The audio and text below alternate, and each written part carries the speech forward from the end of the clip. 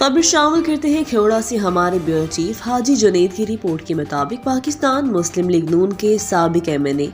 نوابزادہ مطلوب مہدی اور MP حاجی ناصر خان کی کھیوڑا آمد گزشتہ روز المناک حادثے میں جاں بحق ہونے والے خاندان سے گہرے دکھ اور افسوس کا اظہار کیا اور کہا ہم سب آپ کے غم میں برابر کے شریک ہیں اور یہ بہت بڑا سانحہ ہے جو کوئی بھی نہیں بھول سکتا۔ مسلم لیگ کے رکن نے زخمیوں کی بھی عیادت کی، حوصلہ دیا۔ نوابزادہ مطلوب مہدی کے ہمراہ ضلع جہلم تحصیل مہدادن خان کے بھی لیگی ارکان تھے۔ نوابزادہ راجہ مطلوب مہدی خان صاحب ہمراہ MPA PP 27 حاجی نصر اللہ صاحب، سابق چیئرمین راجہ محسن نجابت صاحب